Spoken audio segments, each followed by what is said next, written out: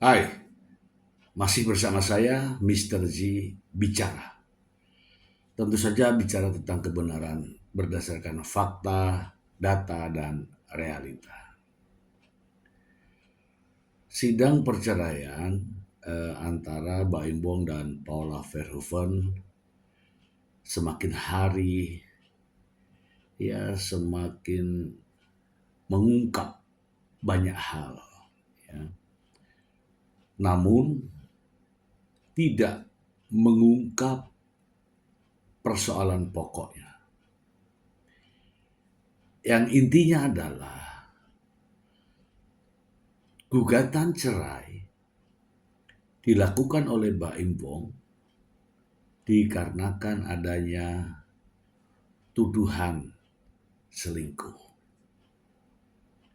Tuduhan selingkuh ini semakin hari semakin bias.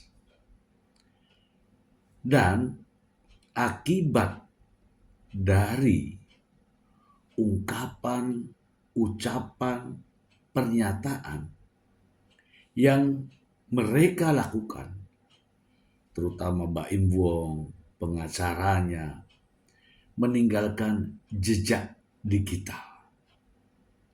Dan jejak digital ini nantinya justru akan menjadikan efek negatif bagi anak Baim Bong dan Paula Verhoeven, yaitu Keanu dan Kenzo. Mengapa?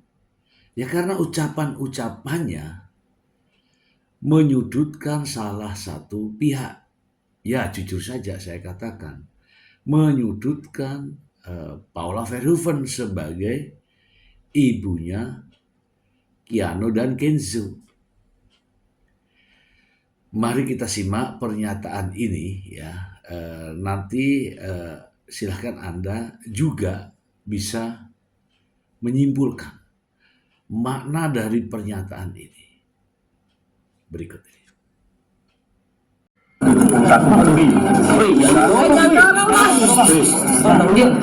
Dan mayoritas buktinya adalah berbentuk video. Nah, selanjutnya sidang berikutnya adalah bukti dan saksi. Saya juga akan menghadirkan 3 ahli. Tidak main-main, kita akan menghadirkan 3 ahli untuk memberikan pendapat terkait dengan persoalan yang saat ini terjadi seperti itu. Hal-hal lain karena itu tidak masuk materinya saya tidak akan sampaikan. Yang jelas Muhammad Ibrahim menyampaikan bahwa video ini terkait apa dan terkait apa semua secara mendetail dia sudah sampaikan. Berarti untuk membuktikan bahwa benar Paula berselingkuh, begitu ya kira-kira? Saya hanya menyampaikan bahwa ada bukti-bukti, isinya bukti tidak boleh saya sampaikan. Kalau saya sudah menyampaikan isinya bukti, berarti sidangnya saya lakukan di sini. Sidangnya ada di dalam, di ruangan sidang, ruang satu, namanya ruang utama. Itu sidangnya. Isinya bukti tidak boleh saya sampaikan. Tapi buktinya 71 terdiri dari bukti tertulis dan video. Ada sekitar 10 mungkin saksi dan plus 3 ahli. Pihak Paula nggak harus hadir. Dari pernyataan tersebut saya memaknai ya bahwa seolah-olah adanya begitu banyak bukti kesalahan gitu ya kan? Kesalahan sehingga Baim Bong menggugat cerai Paula Verhoeven. Jadi seolah-olah Paula Verhoeven ini begitu banyak salahnya. Kalau dari sudut pandang Keanu dan Kenzo mengatakan bahwa ternyata mama saya kan gitu ya. Ternyata mama saya diperlakukan seperti ini. Ini dari versi saya ya. Ya, saya melihat dari pernyataan ini. Mari kita simak lagi. ke pengacara. Kabarnya katanya Kapolda lagi pulang kampung. Seperti apa hingga hadir di persidangan? Nggak tahu. Tapi anak-anak tadi, ya. Tapi anak-anak tidak diizinkan mengikuti mamanya pulang kampung. Terlalu dulu kita jangan 22 hari sampai ketemu konfirmasi. Tapi untungnya hari ini saya hari ini menyenangkan sekali karena hakim itu meleluaskan saya untuk bicara tanpa diberikan COVID karena bisa bicara semuanya salah satu juga pembicaraan di yang luar dan kesimpulannya sekarang selalu ada sebenarnya dan sebenarnya kapanpun jauh kapanpun mau ngambil mau tidur bareng mau ketemu kapan anaknya harus tahu anak saya nggak pernah melarang jadi jangan sampai kita kemana-mana ya maaf banget tapi saya nggak mau klarifikasi ya kebetulannya kalian banyak Artinya Kapolda pernah ngajar tapi anak-anak nggak mau.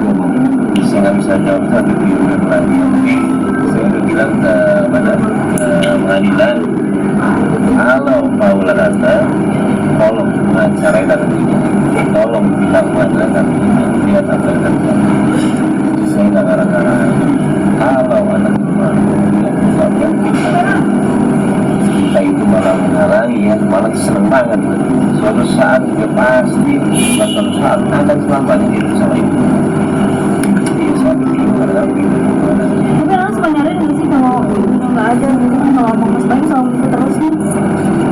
kalau dia bukan ya Bayu mengenai perselingkuhan sebenarnya kan tidak perlu lagi lah membahas soal perselingkuhan karena kan menanggung cerai gitu loh.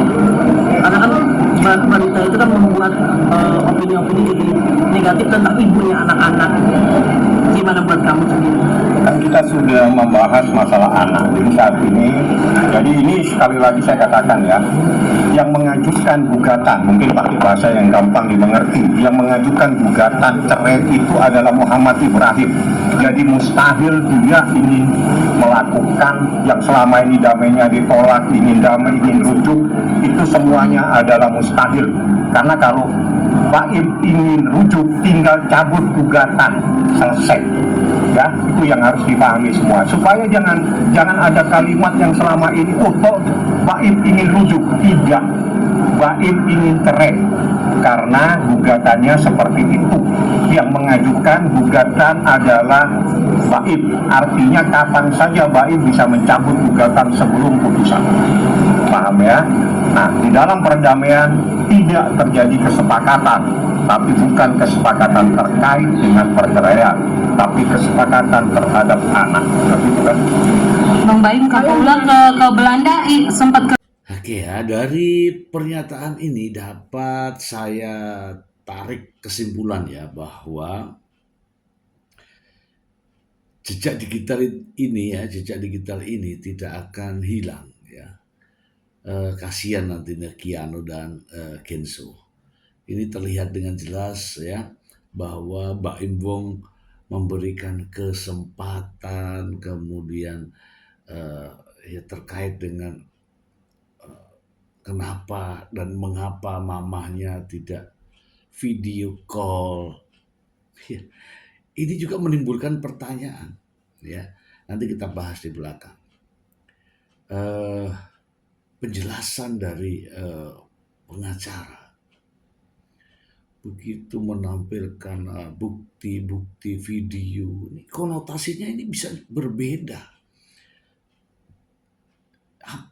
Video apa yang dimaksud? Kemudian ia menjelaskan bahwa nampak sekali bahwa keinginan untuk rujuk itu tidak ada. Yang minta bercerai adalah Baim Wong. Tidak mungkin Baim Wong minta rujuk dan seterusnya. Statement ini nggak perlu dikeluarkan. ini akan menimbulkan jejak digital yang efeknya, ya dampaknya negatif bagi Keanu dan Kenzo. Pernyataan ini yakin akan menimbulkan dampak negatif secara psikis ya nantinya. Mengapa? Karena seolah-olah nih ya, aib atau mungkin alasan dari mengapa terjadinya perpisahan antara papanya dan mamanya. Percayalah, ngeri ya. Ini kalau diteruskan,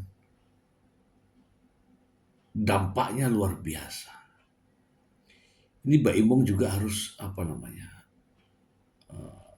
memberikan warning ya kepada siapapun untuk tidak mengucapkan sesuatu yang berdampak kepada putranya. Ini berbahaya ini. Ya, mari kita simak lagi. Atau sempat ke rumah pamit sama anak-anak atau seperti apa bang? Enggak pamit. Tapi anak kalau mau video call atau gimana? Selama hidup dia nggak pernah video. Iya, saya malah tanya kenapa nggak video call. Ya udah, sedangkan dia kalau ke kantor yang ada kantor, jadi kadang-kadang saya bingung lah jadi saya mah salah ini salah, jadi ayo saya ya kalau ada ketakutan seperti itu kan berarti bisa menunjukkan ya. Tapi anak nggak nyariin nggak? Mas Bayu mungkin Mas Bayu juga kan sempat bilang dia serba salah atau apa nggak salah kayak gitu. Kalau ibu tahu lah salah semua salah, selesai pengadilan aja mau salah semua. Ini ya mungkin Anda sudah mendengarkan ya bahwa saya menilai bahwa ini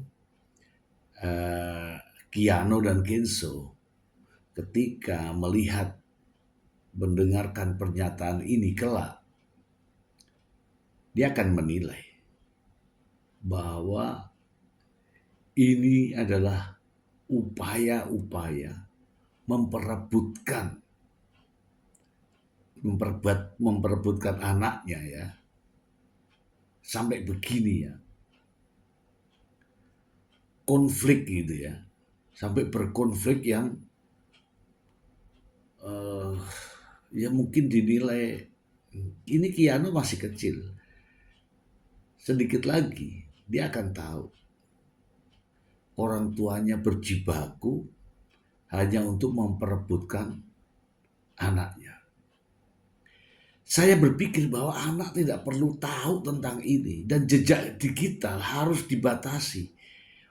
Untuk itu ya saran saya, Mbak Ibong harus lebih bijak untuk tidak mengeluarkan banyak statement yang menimbulkan jejak digital yang kelak kemudian hari menimbulkan dampak bagi putranya.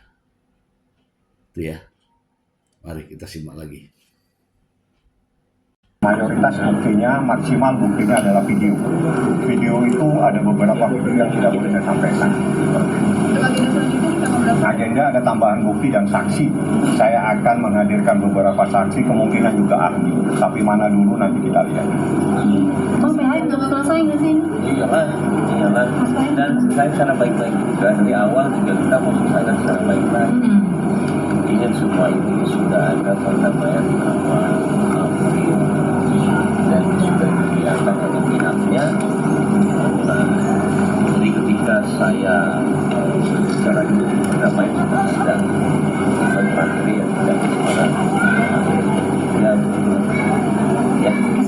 Kondisi apa? Oke ya, kita bahas ya bahwa dari semua pernyataan, ungkapan ini semua tidak ada tidak memiliki nilai positif bagi kedua putranya. Ya, ungkapan yang begitu menggebu-gebu oleh pengacara Baim ini juga nantinya akan meninggalkan jejak bahwa begitu kuatnya ya, seolah-olah dugaan permasalahan ini sehingga menimbulkan perseteruan yang ya saya tidak bisa ungkapkan ya, tapi dampak terhadap anak tidak baik. Ada perbedaan antara ungkapan pengacara dan juga Baim Wong. Baim Wong terlihat dia mencoba ya menahan diri, tidak mengungkapkan secara frontal agar tidak menimbulkan persoalan-persoalan baru, permasalahan-permasalahan baru. Namun berbeda dengan pengacaranya yang begitu detail dengan menunjukkan bahwa salah satu ungkapan ya, ini ada video ya dan bukti lain yang berjumlah 71 ini. Kemudian ada pertanyaan dari wartawan tentang ini apakah ini bukti perselingkuhan. Kemudian dijawab dengan menurut saya agak kasar ya. Kalau saya ungkapkan di sini berarti sidangnya di sini. Ya. Kemudian kalimat yang mengatakan bahwa yang mengajukan gugatan cerai adalah Muhammad Ibrahim. Artinya Muhammad Ibrahim ingin bercerai. Kalau memang Muhammad Ibrahim ingin rujuk, gitu kan? Ya silakan dicabut. Wah. Buktinya tidak dicabut kan? Bukan saya menilai pengacaranya, tetapi saya melihat dampak dari ucapan ini kepada putra-putranya. Ini menunjukkan bahwa Baim Wong yang menginisiasi, yang memiliki ide, yang memiliki niat untuk bercerai, untuk menceraikan Paula Verhoeven, dan tak ingin rujuk. Begitu kan konotasinya. Ini diungkapkan oleh pengacara. Sehingga nantinya Keanu dan Kenzo akan menilai bahwa ternyata papaku yang tidak mau baik. Gitu kan. Atau mungkin ada konotasi lain. Oh ternyata mamahku ada videonya tersebar, beredar. Sampai di persidangan kan begitu. Saya rasa menyarankan saja untuk Baim Wong ya, untuk tidak memberikan keleluasaan ya dalam mengungkapkan persoalan ini. Dan harus berpikir 100 kali untuk mengungkapkan sesuatu persoalan sehingga tidak menimbulkan jejak digital yang kelak akan menjadikan dampak negatif yang minimal memiliki andil bagi perkembangan psikis anak. Ini resikonya besar. Ya, hari ini memang belum ada namanya masih anak-anak. Nantinya jejak digital akan muncul. Coba diketik saja Baim Wong, begitu sudah akan muncul semua berita-berita tentang hal ini. Kemudian mengenai ini ada perbedaan mengenai video call ya, video call bukan melarang. Ya, Mbak Imbong mengatakan tidak pernah melarang untuk video call, bahkan bertanya tentang kenapa tidak video call, gitu ya. Begini,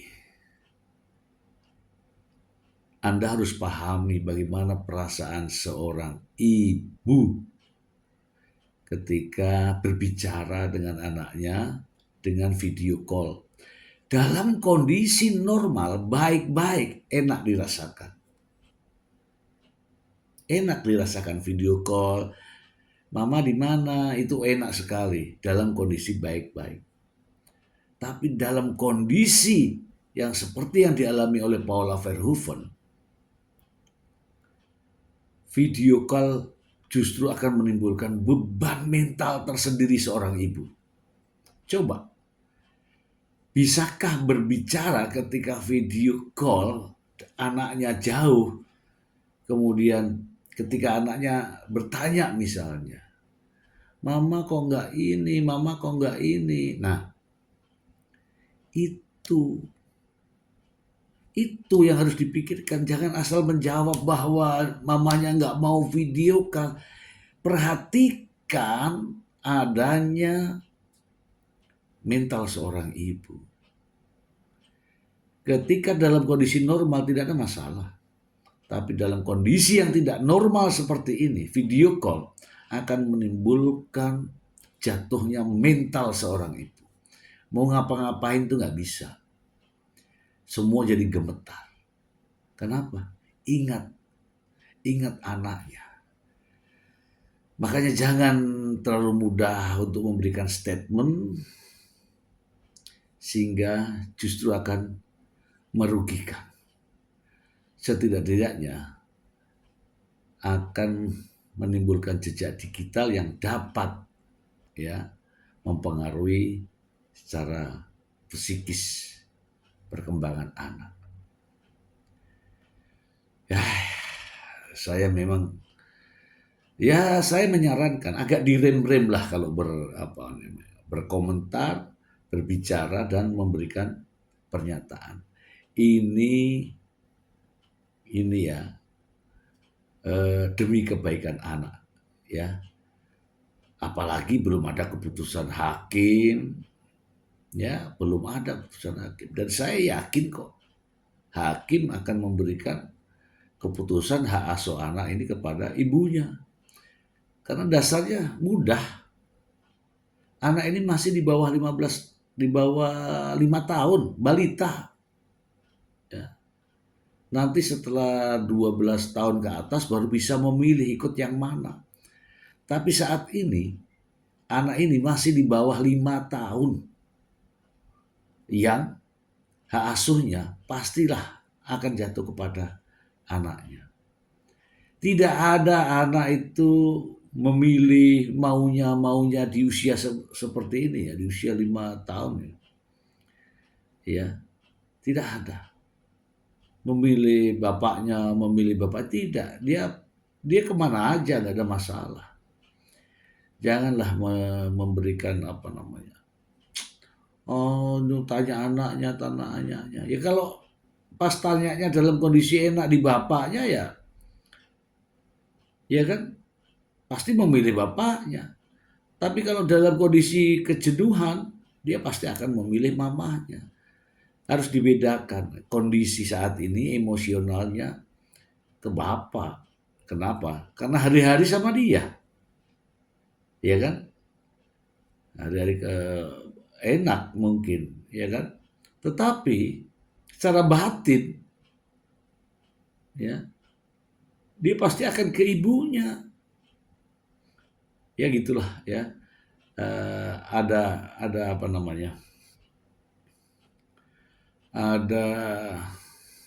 catatan menanyakan kepada anak itu saat bagaimana ya.